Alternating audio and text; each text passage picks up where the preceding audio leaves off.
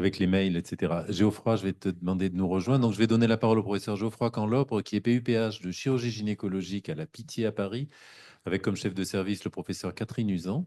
Et donc, j'avais posé la question qui m'intéressait moi, qui était de dire qu'est-ce qui a changé en oncopelvienne et qu'est-ce qui va changer? Quelles évolutions va-t-on connaître dans les mois et les années qui viennent? Merci, Geoffroy.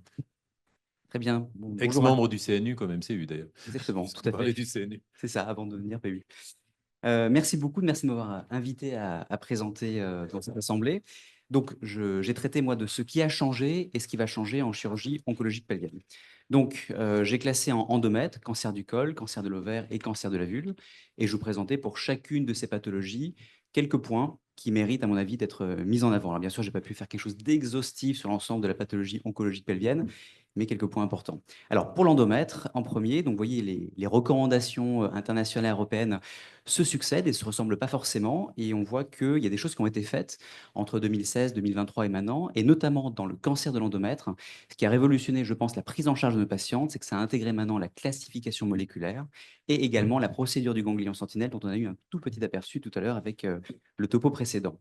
Alors, avant, quand on prenait en charge une patiente pour un cancer de l'endomètre, on se basait sur l'histologie, c'est-à-dire le type histologique, le grade histologique, la proportion de cellules cancéreuses au sein de la tumeur, et puis sur la taille de la tumeur et l'infiltration du biomètre évalué en préopératoire par l'IRM. Et ça nous permettait de classer les patientes, enfin les cancers des patientes en risque faible, intermédiaire ou élevé, et on se basait que là-dessus. On a intégré petit à petit d'autres critères, toujours histologiques, tels notamment que les emboles, mais au sein de cette classification qui est dictée notre prise en charge chirurgicale et la conduite à tenir adjuvante, et bien en fait, on se rend compte qu'il y avait des manqués. Il y avait des patientes qu'on pensait de très bons pronostics et qui pourtant récidivaient, et puis pour des patientes qu'on considérait comme risque élevé, qui pourtant avaient de très très bons pronostics et qu'on voyait encore 20 ans plus tard.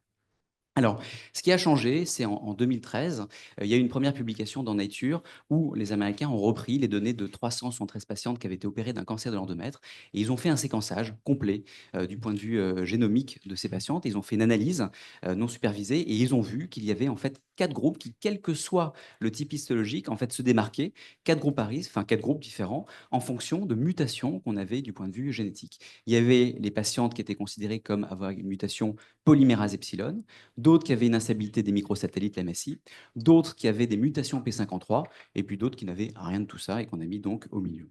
Et ce qui a été intéressant, c'est de voir que, eh bien, chacun de ces groupes avait son propre risque de récidive, indépendamment du type histologique, du grade et des emboles.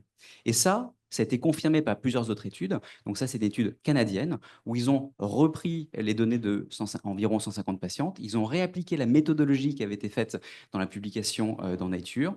Ils ont utilisé de l'immunohistochimie pour être un petit peu moins cher que le séquençage. Ils ont séparé leurs patientes en 4 groupes à risque. Et ce qu'on voit, c'est que de nouveau, il y a une différence de ces courbes de survie en fonction du statut polymérase epsilon, P53, MSI, qui supplante finalement la classification histologique classique. Les Allemands ont publié en quelques années sur 500 patientes. Ils ont regardé non pas sur les pièces opératoires, donc post-opératoires, mais en amont, sur les biopsies qui étaient faites pour traiter les patientes. Si jamais on pouvait reporter ces classifications moléculaires, eh bien, ils ont encore une fois les mêmes résultats, à savoir que la classification moléculaire vient supplanter la classification histologique. Et ça, pour moi, c'est un tournant majeur dans la prise en charge de nos patientes. Donc avant, on avait une classification, vous voyez, en risque faible, intermédiaire ou intermédiaire élevé, qui était basée uniquement sur, à gauche, en colonne, les données de l'IRM, et puis en droite, l'histologie, le grade, les emboles et le type histologique. Et en fait, maintenant, quel que soit le type histologique, à partir du moment où la tumeur est localisée au niveau de l'utérus, au niveau du col, eh bien, à partir du moment où vous avez une mutation polymérase epsilon, vous passez votre patiente en risque faible. Si jamais vous avez une mutation P53, sans mutation polymérase epsilon, eh bien, vous la passez en risque élevé. Et puis, un petit groupe intermédiaire, quand il y a vraiment très peu d'infiltration, mais quand même une mutation P53, eh bien, on est en risque intermédiaire.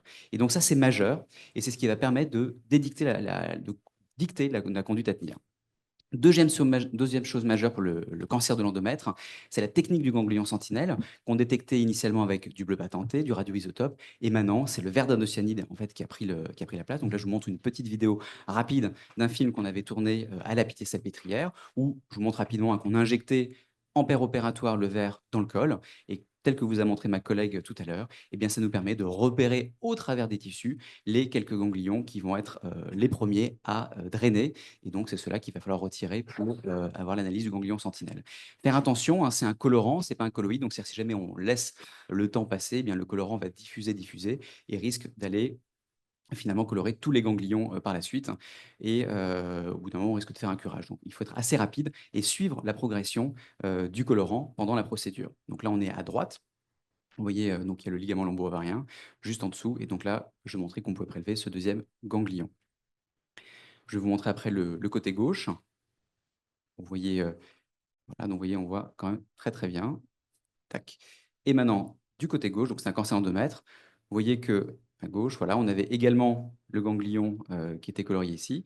Mais ce à quoi il faut faire attention, c'est que quand on a un ganglion comme ça, assez haut situé dans le pelvis, c'est de ne pas se dire, ah bah oui, c'est forcément lui, le sentinelle. En fait, il faut savoir aller rechercher un petit peu en amont si jamais il n'y avait pas un petit peu de vert un peu plus tôt. Parce que dans ça là, le sentinelle, c'est pas celui qu'on a retiré sur la vidéo, bah, c'est celui qui est en amont et qui était en dessous. Voilà. Donc bien faire attention dans cette technique quand même à ne pas avoir de faux ganglions sentinelles. L'avantage du verre d'un ocyanide, c'est que, donc là je vais vous montrer la photo d'une autre patiente, donc l'écran va tourner, voilà. C'est une patiente chez qui le verre n'avait pas diffusé. Vous voyez, donc j'avais ouvert, c'était il y a 3 semaines, j'avais demandé à mon externe de filmer la caméra. En fait, le verre, on ne le voyait pas dans la loge de curage, entre l'artère ombilicale, le nerf obturateur et le vaisseau iliaque. Et en fait, en réinjectant, eh bien, en fait, on s'est rendu compte que le territoire de drainage, vous voyez, en fait, il était médian et au niveau du promontoire. Voilà. Et donc, je pense vraiment que le verre d'un ocyanide peut nous aider pour voir au travers, comme ça, du péritoine et repérer ces ganglions dans les territoires de drainage, pas forcément les plus fréquents. Voilà. Et donc, le ganglion qui était ici et qu'on avait retiré. Voilà, le ganglion était un petit peu gros et j'ai eu l'anapathe hier et c'était négatif. Voilà. Donc voilà, donc ça c'est la procédure du ganglion sentinelle avec le verre. Le vert, c'est pour moi quelque chose de majeur comme avancée, puisque vous voyez, ça c'était le taux de détection du sentinelle en fonction de l'IMC par rapport au bleu. Et on voit que plus l'IMC des patientes est élevé, et bien plus le taux de détection avec le bleu diminue, alors qu'avec le vert, il reste relativement stable, grâce notamment à la détection au travers des tissus.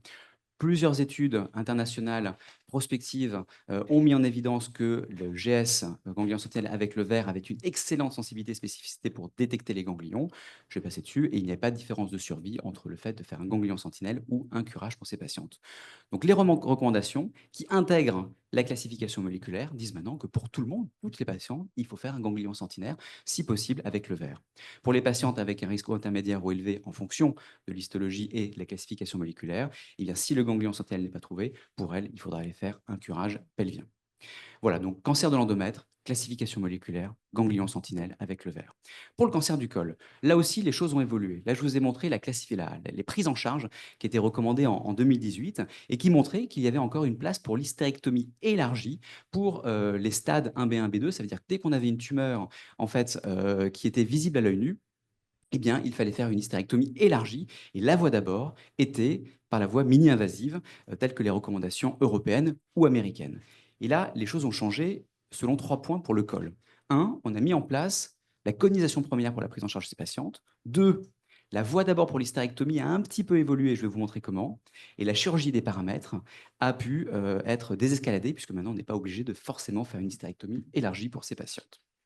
Bon, alors, la conisation, maintenant, on l'a fait à titre non pas purement diagnostic du histologique, mais aussi pour diminuer la survie des patients, parce qu'on sait que quand on a fait une conisation, eh bien, il y a une meilleure survie des patients qu'on fait l'hystérectomie.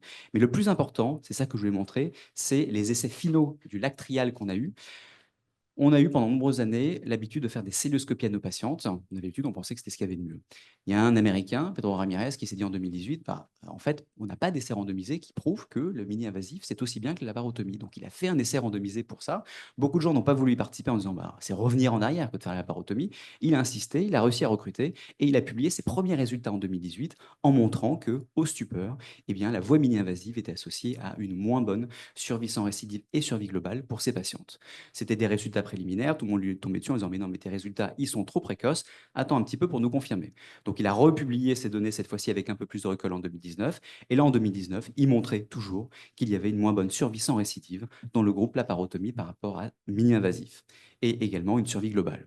On lui a dit: «Attends, c'est encore trop tôt», donc il a attendu et là, il a publié ses dernières, analyses donc en 2024 dans JCO, et il montre que, bah, on confirme dans un essai randomisé que la voie mini-invasive fait moins bien que la chirurgie ouverte pour ces patientes qui ont un cancer du col, accessible à la chirurgie.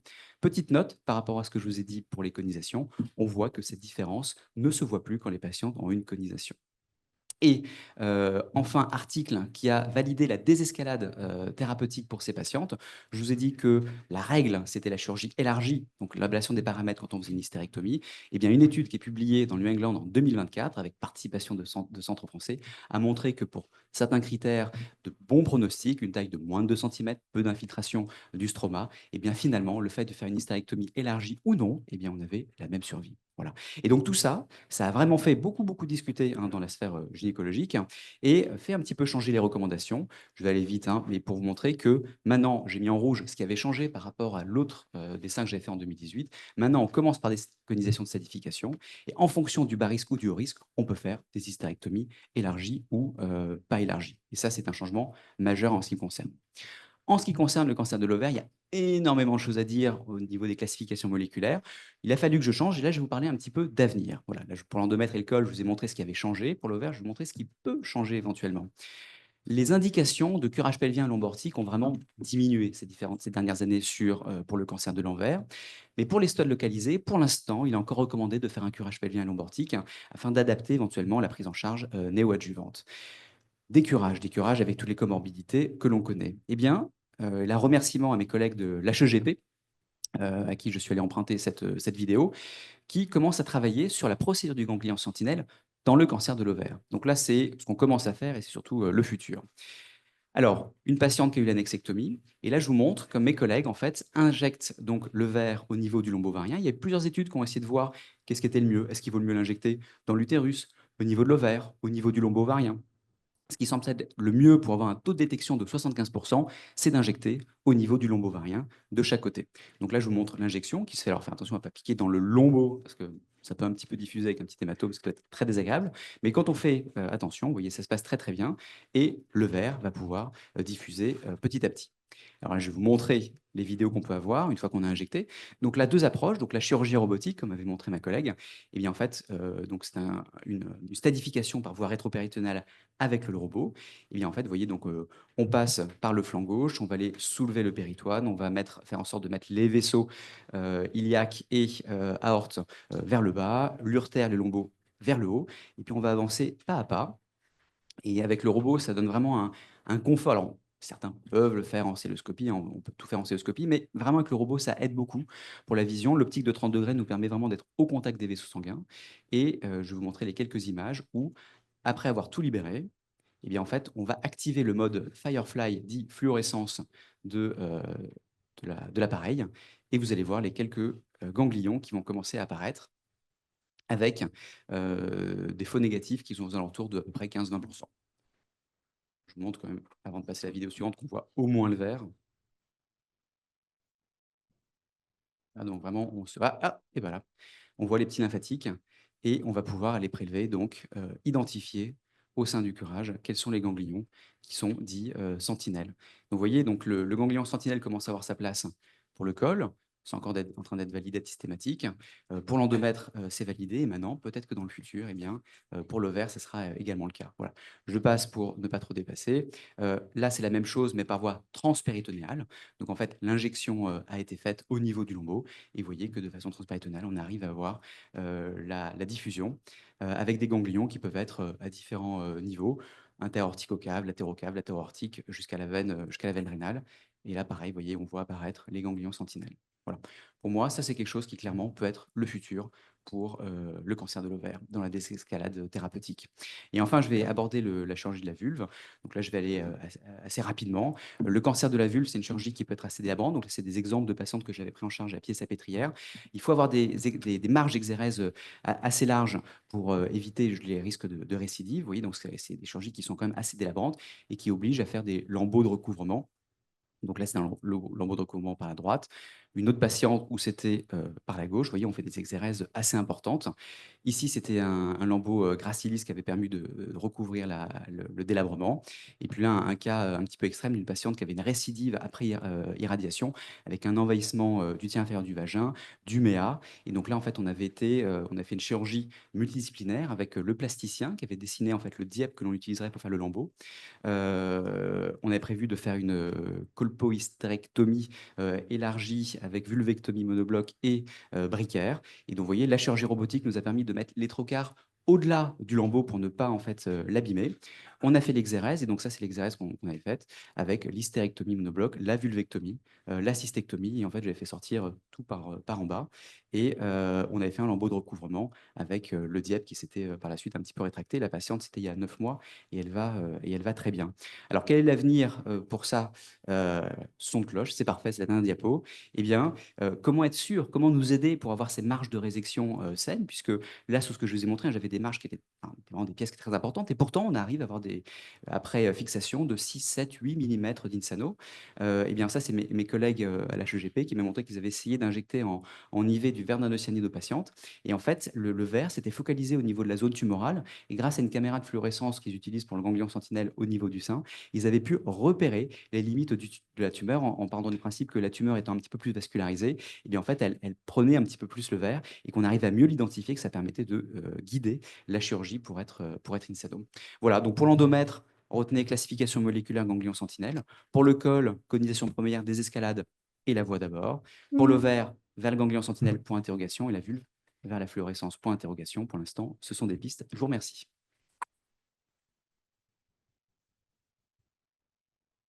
Remarquable présentation, hein. Ça m'a fait super plaisir de l'entendre. Je me permets de poser une question, j'ai le droit juste une. Pour les ganglions sentinelles, c'est une vieille technique, hein. C'est 1977 la première description, 77. Ensuite, dans le mélanome, à peu près milieu des années 90. Dans le sein, fin des années 90. Comment ça se fait qu'on attend 2025 en gynéco pour tester cette technique pour l'ovaire ou... Oui, c'est Qu'est-ce qui vrai. nous a tellement retardé? Je sais pas. C'est vrai qu'il y avait le dogme en fait de la chirurgie de débulking, en fait, où on faisait la chirurgie R0 avec l'ablation des ganglions. Donc je pense qu'on se posait pas la question de la désescalade, puisqu'il y avait pendant de nombreuses années, on s'est dit bah voilà, enfin toujours, hein, la qualité, ce qui vaut pour la guérison de la patiente, c'est la chirurgie complète dans un centre expert qui a l'habitude et qui ne laissera pas un millimètre visible de maladie. Voilà. Et je pense que ça n'allait pas avec l'idée de désescalader. Voilà. Même pour l'endomètre, hein. C'est Alors pour étonnant parce que ouais. c'est arrivé tard quand même, Ouais, la l'endomètre. validation est arrivée il y a une dizaine d'années et en fait maintenant on s'améliore avec les nouveaux colorants qu'on utilise. Parce qu'avant le dogme c'était bleu colloïde et maintenant on passe au vert qui est vraiment adapté, je trouve, aux patientes obèses où ça a vraiment une grande aide. Merci beaucoup, Geoffroy. C'était remarquable. Des questions. Je vois des questions. Oui, c'est une question, j'ai un micro. Comment Albert. interprètes-tu la différence de résultat entre le mini-invasif et la chirurgie ouverte? Alors, je pense que c'est pour des patientes bien particuliers à risque. Pour le col, Alors, tu ouais, veux pour le dire. col, pour le Oui, cancer pour du le col, bien col. sûr. Je parle pour le cancer col du col et le fait que voilà. l'ouvert a l'air meilleur que Voilà, le mini-invasif. le dogme a été longtemps, fait toujours, enfin, l'hystérectomie élargie par la parotomie, puis par voie mini-invasive, et puis maintenant on y revient. Alors, je pense qu'il y a, à mon avis, une qualité de technique chirurgicale où tout simplement on doit mieux élargir notre chirurgie quand on la fait par la paro que par cystoscopie. À mon avis, c'est ça. Bah, je pense, ouais, on touche, on est plus complet. Certains chirurgiens, en fait, n'arrivent, alors qu'il y a quand même l'évidence-based médecine sur laquelle on doit se baser, n'y croient pas et disent, bah non, moi je continue par faire par voie mini-invasive. Alors, à condition d'informer la patiente de ses résultats et de fait qu'on est hors clou, pourquoi pas, voilà. Mais je pense qu'à un moment, il faut mettre un petit peu son ego de côté et puis se baser sur la littérature. Ouais. C'est pas la même chose hein, quand on fait en céliose. Enfin, souvent, on prend l'utérine, ils vont dire le paramètre, c'est l'utérine, C'est c'est pas ça. important par rapport aux représentations que peuvent avoir les patientes Mm. sur ce que la mini-invasive va leur apporter le maximum, alors que c'est peut-être pas le cas. Et ça, Voilà. Après, il faut pas non plus, voilà, il faut faire attention. Et là, les recos disent que certes, parfois on escalade entre guillemets, parce que en vrai, des patientes à qui on fait un panel style pour une hystérectomie élargie avec une RAC, ça se passe très bien.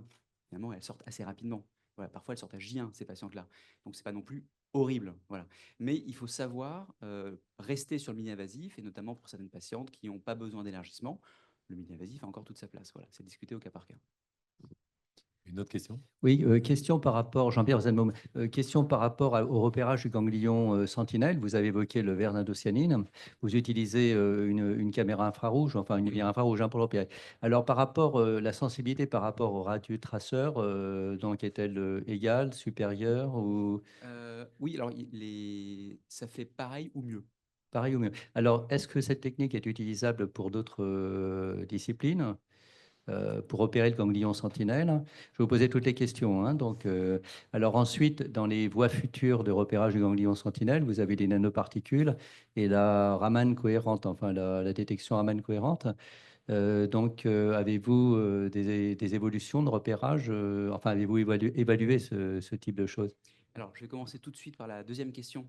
Comme ça, j'oublie pas le nom, Raman cohérent, parce que c'est la première fois que je l'entends, donc je ne sais pas ce que c'est. Donc, je ne peux pas vous répondre. Et peut-être que vous pourrez nous dire après. Et après, pour le verre d'indocyanine, donc je parle vraiment du colorant, on l'utilise effectivement dans le pelvis, mais aussi on peut l'utiliser dans le sein, et on peut l'utiliser également au niveau de la vulve. Voilà. Donc, ce n'est pas limité que au pelvis stricto sensu. Voilà. Je veux bien que vous nous disiez dans ce cas-là pour. Le Raman cohérent utilise deux faisceaux laser, en général pico ou femtoseconde, qui permettent au niveau, enfin qui permettent par les modifications de longueur d'onde que subit le laser en rencontrant les molécules, l'interprétation permet d'avoir une analyse histologique justement. Et donc voilà, c'est une technologie qui est en cours de développement et qui est utile notamment pour, par rapport à l'histologie classique. Voilà. Merci beaucoup. Juste pour t'apporter une précision pour la sénologie, le ganglion sentinelle, on n'aime pas tellement le verre, on peut l'utiliser, on ne l'adore pas. D'abord, parce qu'on n'a pas de cartographie, on n'a pas d'image avant quand on a des localisations très ectopiques. Et l'autre chose, c'est que le nombre de ganglions détectés est un petit peu supérieur. Donc, avec toujours ce risque de lymphœdème post-opératoire. Hubert, la dernière question. Oui, moi je reviens sur l'étude Ramirez. Donc en fait, c'est une étude avec des reculs différents. Bon. Et la question, c'est est-ce qu'on a étudié la courbe d'apprentissage des chirurgiens? Parce que moi, je me souviens que au début de la cystoscopie, on avait des études américaines qui donnaient des très mauvais résultats pour la cystoscopie par rapport aux voies conventionnelles. Donc, qu'est-ce qu'il en est de... Est-ce qu'on sait ça? Alors, je n'ai pas de conflit d'intérêt avec Pedro Ramirez, donc je vais vraiment dire ce que je pense. On lui est tombé dessus et il a été critiqué de toutes parts, notamment oui, mais aux États-Unis, vous ne savez pas faire vous savez pas faire de la célio, donc vous la faites mal. Là, en fait, il n'avait inclus dans leur, il avait accepté que les centres inclueurs ne soient que des centres experts, qu'il y avait un certain nombre de patientes par an opérées, et toutes les interventions étaient filmées et en fait revues pour voir si jamais l'élargie avait été bien faite. Voilà. Et après, ils avaient mesuré grosso modo les paramètres qui semblaient de bonne qualité en célioscopie. Voilà. Donc là, vis-à-vis de ça, finalement, il n'y avait pas trop de choses à redire. C'est pas qu'une seule étude, hein. Celle, elle a montré. Après, il y a plein de papiers qui sont sortis où les gens ont repris leurs grosses bases de données telles que la SER Database. On a regardé rétrospectivement des études européennes, américaines, et on retrouvait la même chose. Voilà. Donc là, on fait bon. Merci beaucoup. C'est intéressant, c'est vendre l'histoire où on est ringard quand on ne fait pas de cellio, puis on est ringard quand on fait une cellio en termes de survie. Donc Oui, bon, il faut bien c'est sélectionner. Voilà. la science, c'est ça, c'est tout à fait intéressant. Merci beaucoup, Geoffroy. Merci, c'était Merci passionnant. beaucoup. Merci.